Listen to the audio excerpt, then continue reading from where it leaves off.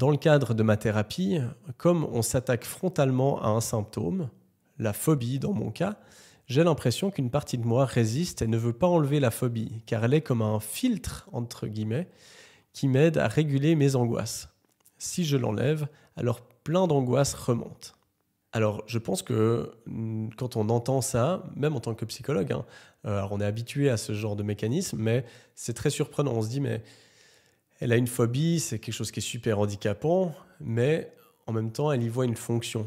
La fonction qu'elle voit à cette phobie, c'est de contenir certaines angoisses. Parce qu'en effet, peut-être que dans son cas, donc c'est pas une personne que je connais, donc là c'est des hypothèses, mais l'avantage de la phobie, c'est que ça concentre toute l'attention sur ça.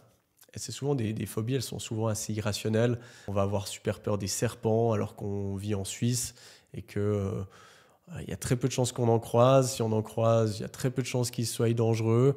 Et puis, il faut vraiment aller en randonnée pour en trouver. Donc, généralement, si on habite en ville, la probabilité qu'on croise un serpent est vraiment très faible. Mais il y a des gens qui vont avoir énormément peur de ça. Et des fois, la fonction de cette phobie, c'est de concentrer toute l'attention sur quelque chose qui est un peu irrationnel, qui prend toute la place pour éviter de penser à d'autres choses. Et puis alors là, ça pourrait être n'importe quoi, hein, mais ça peut être des angoisses de mort, ça peut être qu'on n'a pas envie de se rendre compte qu'on a envie ou besoin de quitter notre partenaire avec qui on est depuis 20 ans, mais que c'est inenvisageable encore pour nous, ou de quitter notre job, ou, voilà, ou de changer quelque chose.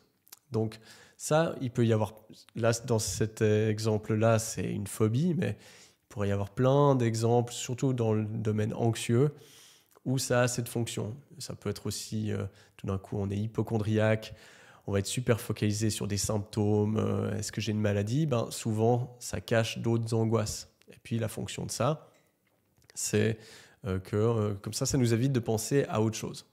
Donc, typiquement, dans un cas comme ça, une des pistes d'amélioration, ça va être d'aller travailler sur les angoisses qui sont sous-jacentes, arriver à rassurer ça. Et puis, on part du principe que quand les angoisses vraiment primaires, si on veut, qui sont derrière cette phobie, auront pu être rassurées, eh bien, la phobie va pouvoir partir parce qu'elle n'aura plus de fonction.